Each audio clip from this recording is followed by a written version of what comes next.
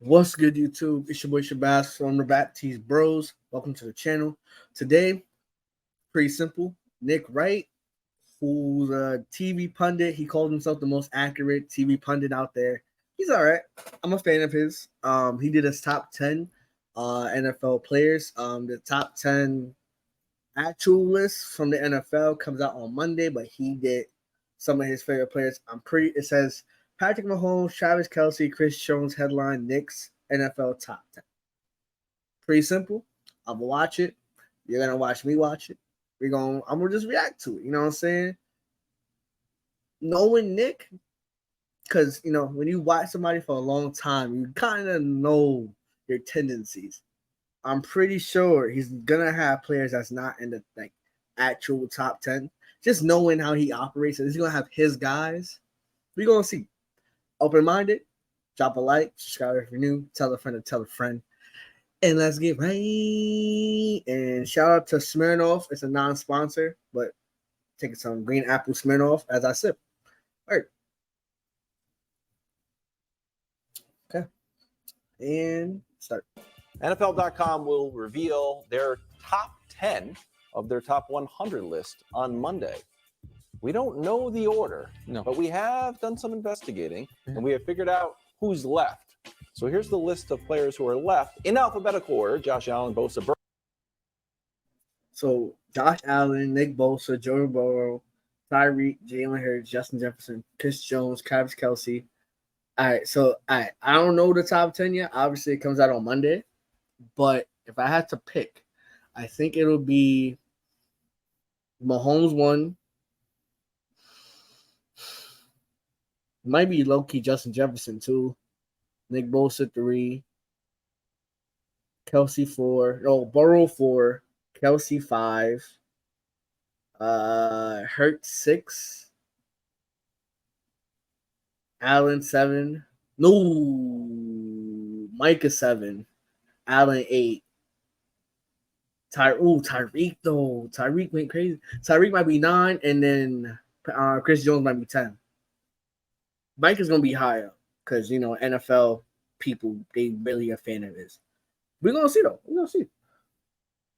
Burrow, Hill, Hurts, Jefferson, Jones, Kelce, Mahomes, and Parsons. Wow. It's 3 Chiefs and one former Chief.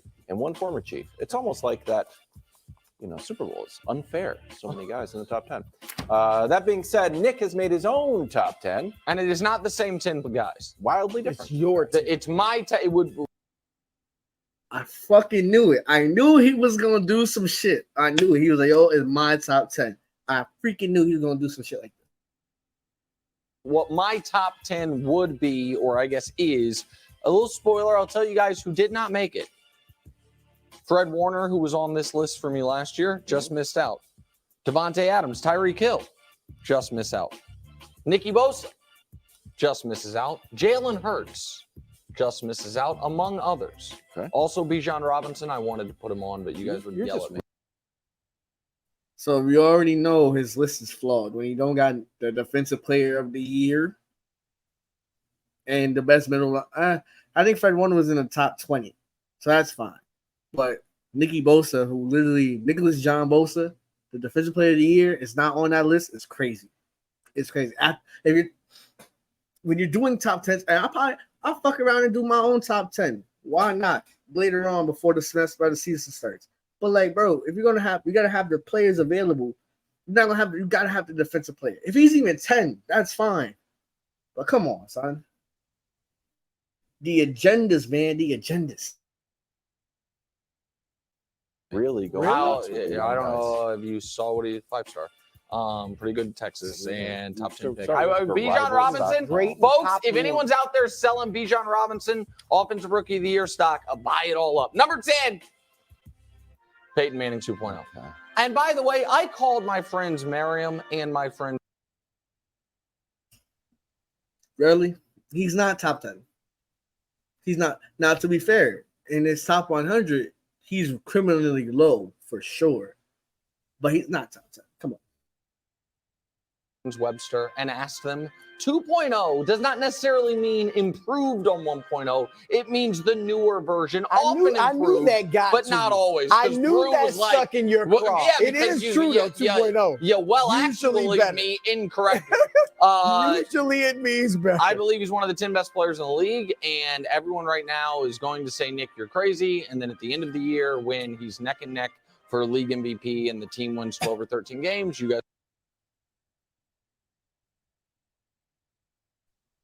So first off, you guess how I did that without got my glasses on? Crazy. But he's not winning MVP. He's not winning MVP. That'll be a good bet. I'm pretty sure. But he's not winning MVP. We already know who's winning MVP. Lamar Jackson's winning MVP. First of all. He's gonna have a good season, but he's not winning MVP. Come on. You guys will agree with me. The neck and Nope. that stuff.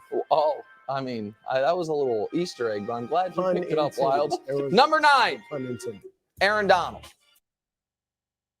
No. If you're basing it off of last season, he's not top 10. He didn't play the whole season. He missed the majority of the season. He's not top 10. But if you're saying like in a holistic standpoint, like who are the 10 best players in the game, then okay, Aaron Donald for sure in the top. I would say top 5. He's the best defensive lineman in the game. He's a Hall of Famer, bro. Like at this point, like come on. But I can see that. That I can agree with. Aaron Donald in there. Trevor Lawrence, no. Aaron Donald, yes.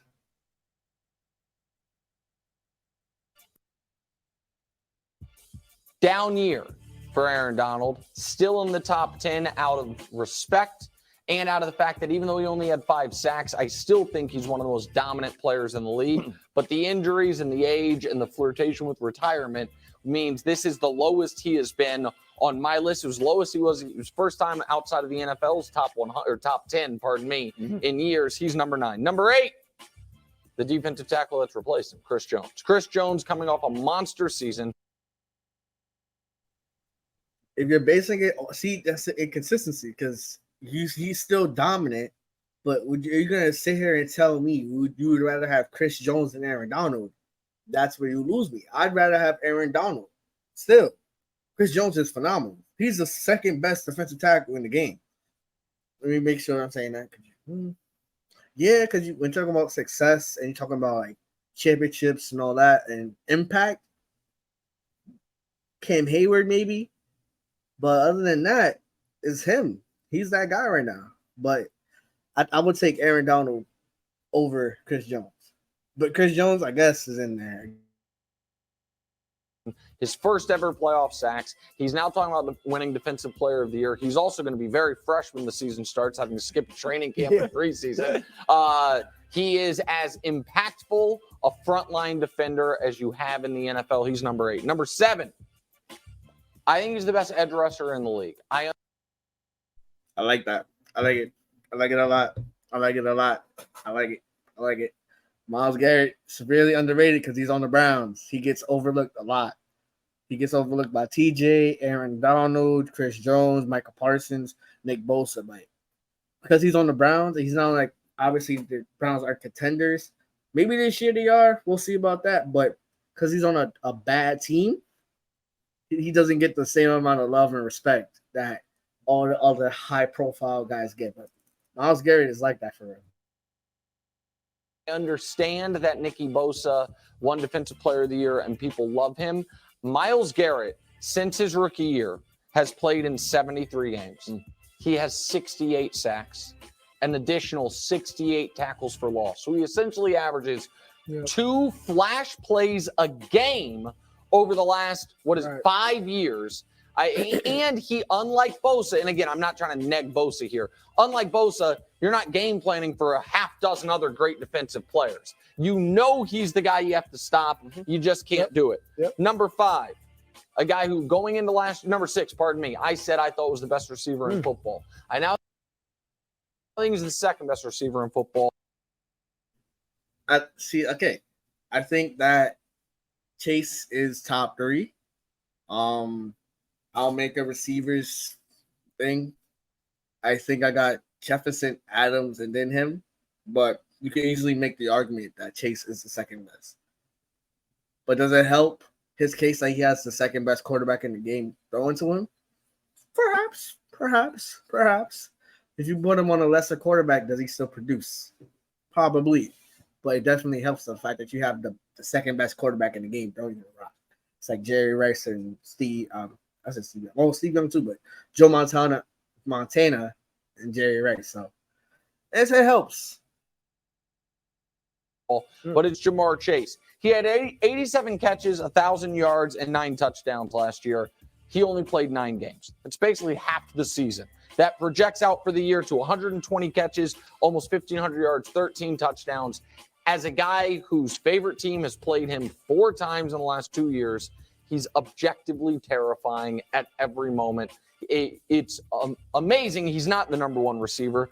He's not for the guy who's in number 4, actually, but at number 5 first, Micah Parsons. Parsons, I don't think, is quite as dominant edge rusher as Garrett, but Parsons. I like Parsons a lot, top 5. But at the 5, there's other players, obviously, Joe Burrow and Patrick Mahomes and Justin Jefferson, which is probably going to be number 4. But in talking about straight impact,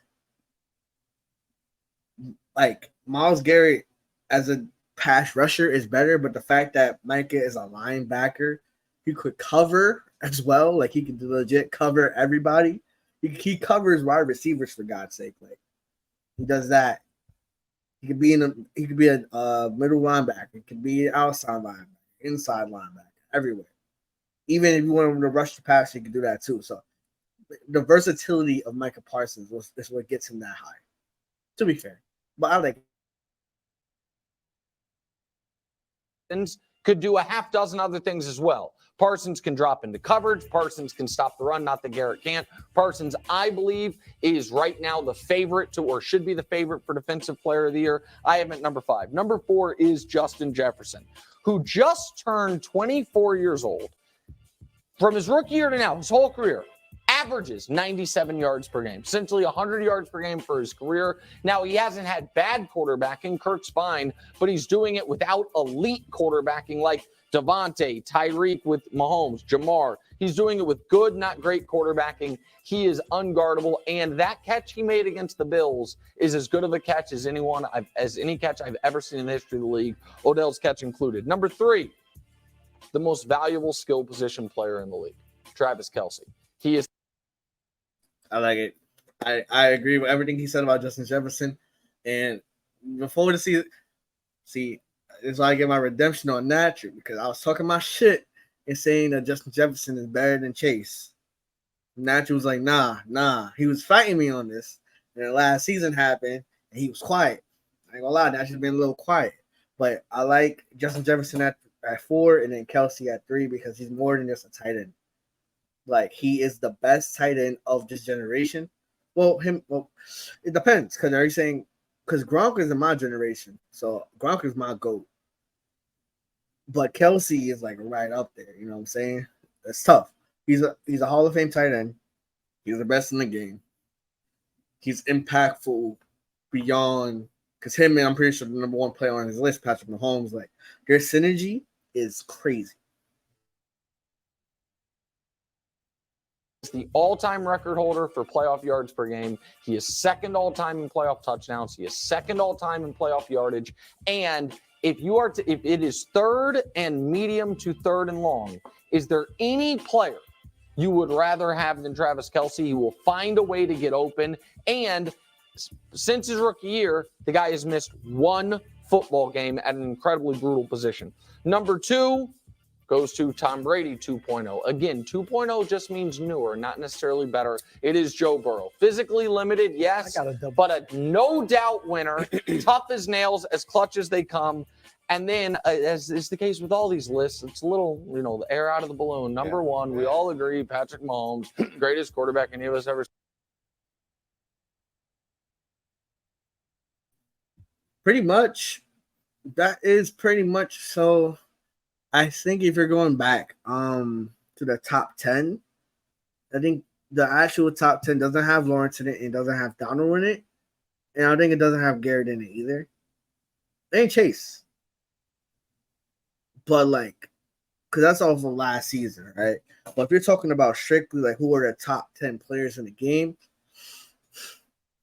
I need one more year from, I guess, the Prince.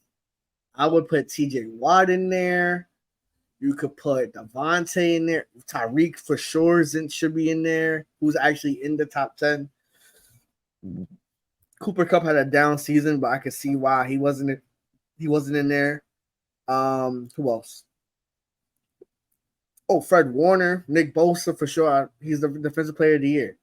You could take out Aaron Donald and put in Nick Bosa, and I'd be happy with that. So it's not a bad list. It's not a bad list. It's not a bad list at all.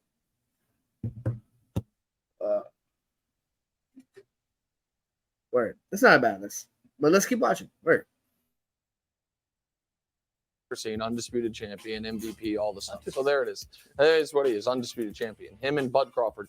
So there it is, bro. You got number 1 right. Oh, give me a break. I'd put Micah Parsons ahead of Travis Kelce. Okay. But the big one. Aaron Donald. And this is no slight, because the Prince is a good quarterback. My God. Maybe he'll become great one day. But just because he dominated high school doesn't mean he's a top 10 quarterback yet. Top 10 player. Eat pretzels. Eat more pretzels. Watch movies. Watch more movies. Get airline miles. Get 1 key cash. Book in-app to earn 1 key cash on top of your airline miles. Actually top 10 player. Because there's, off the top of my head, how about Lamar? I put Lamar ahead of Trevor Lawrence. Oh, I wouldn't. All Lamar does is win. Okay, All right, 74% of his games. Yeah. Amazingly. Unanimous MVP. Same number of playoff wins. Yeah, it's not all about that, though. Well, you just said all he does is win. Because this guy's got 1 playoff win, and it was a 4-interception first half for him, too. I mean, Nick, what did the NFL have? 86? I think 93. 93rd. Yeah. I mean, come on. Well, they were 83 off? Yes. No, there is no. Look, again, he's a very good player.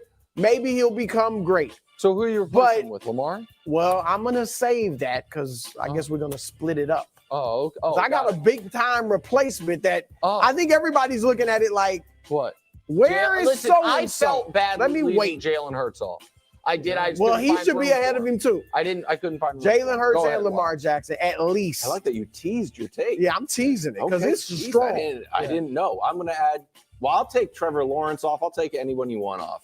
Besides, Patrick Mahomes. Yeah. But I just feel like Trent Williams deserves a spot somewhere on here. The stats, when we run the numbers with Josh, we've been grinding the all-22 all day. See, here's the thing, right?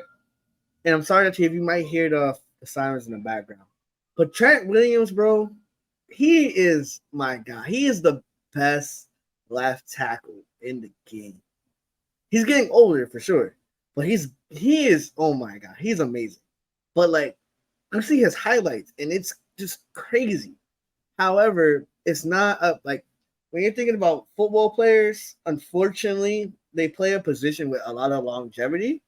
However, it doesn't really come with the glitz and the glamour that the skill position guys like quarterback, running back, wide receiver, tight end, defensive linemen, they get more shine than offensive linemen because they create sacks, pressures, and highlights. Safeties, DBs, and linebackers. And like the offensive linemen, honestly, in terms of like popularity with players, gets the shit into the stick.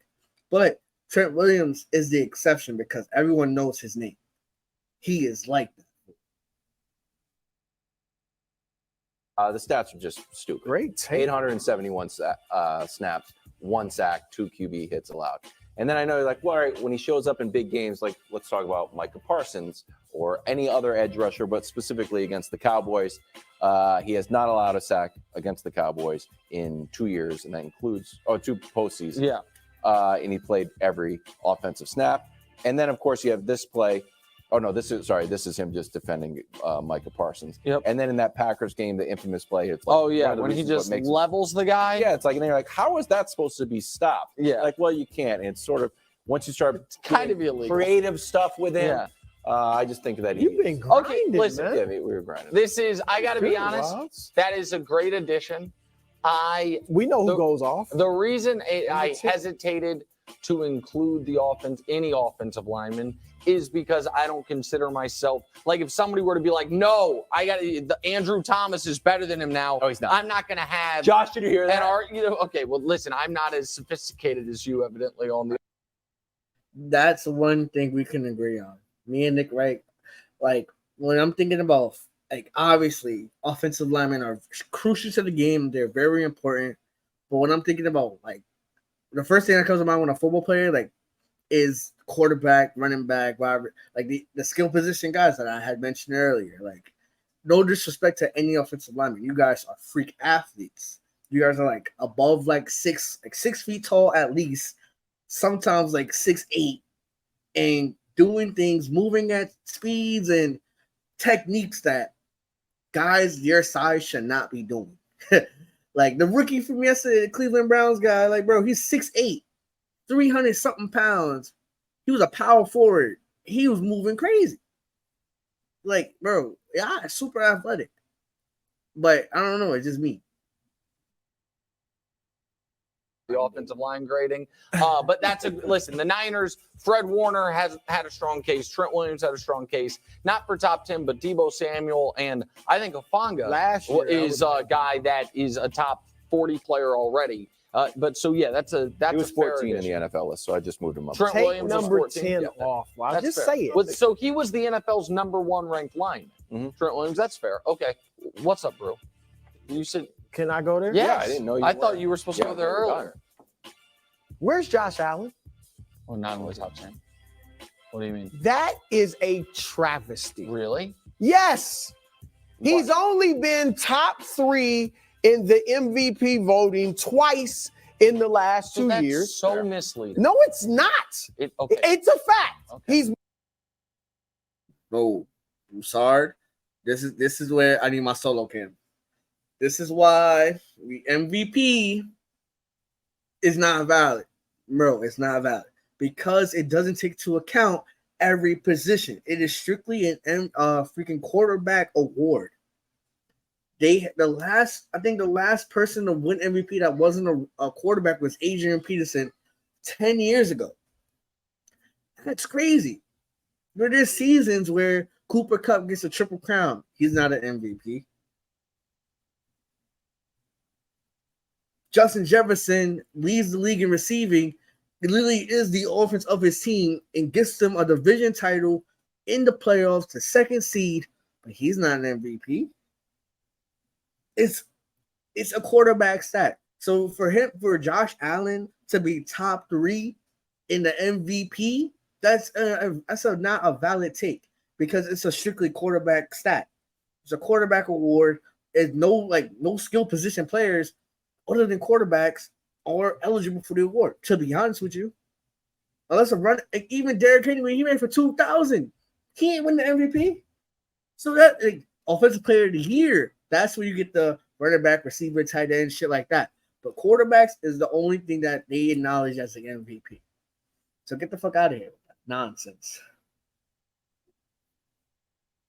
Been top 3 in the MVP voting twice in the last 3 years. All right. He's led his team to 13 wins twice in the last 3 years. All right. He scored 84% of his team's touchdowns last year. And that's not a team that went 9-8 or 6-11. They went 13-3, as I said. Yeah. You even said it earlier. He is essentially a one-man show. Yeah.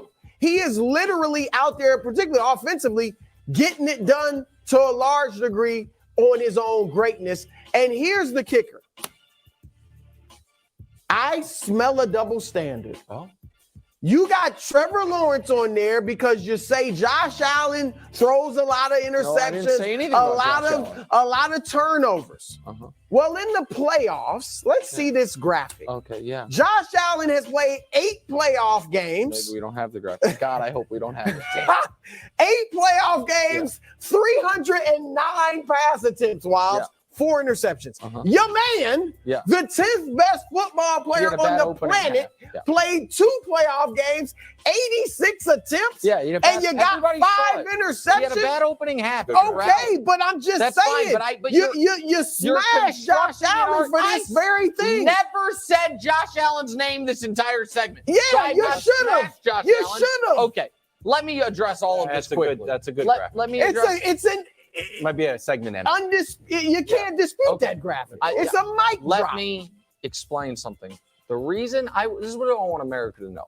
Because Bruce, like, how is it misleading? When Bruce says Josh Allen has finished in the top 3 in MVP voting twice in the last 3 years, it is a true statement. What is also true is this. The MVP voting in 2020 that Bruce is referring to went as follows. 47 votes for Aaron Rodgers, 2 for Josh Allen, 1 for Patrick Mahomes. And last year, Josh Allen got 1 vote, which put him 3rd because Mahomes got them all and Hurts got 2. So that's what it was. But it still means you were, in people's eyes, in a couple writers' player. Yeah, in a couple writers' eyes, I agree. Top 3 but you player. didn't even think that about Allen last year. That's first of all. Second of all, you are trying to assign a statistical value to NFL royalty and Peyton Manning 2. At that point, I can't. But to be fair, I think Allen, I think Allen at this point is better than Lawrence. Maybe after next season, that might be a different story. But it's not. See, 1, 2, 3, 4, 5, 6, 7, 8, 8 of the players. I want to put Chris Jones in the top 10, but I for damn sure put Aaron Donald in the top 10. So 8 out of the 10 players that he has is top 10. Like top 10 talents in the game. So and we put Trent Williams, Nick Bosa, Fred, like Tyreek. You can do all that. Devontae, like you can do that. But he got 8 out of 10. There's someone gonna get left out all the time. So to be fair, it's not bad. I think when I make mine, it might be a little better. But drop a like, subscribe if you're new, tell a friend to tell a friend. I'll see you guys next time. Peace.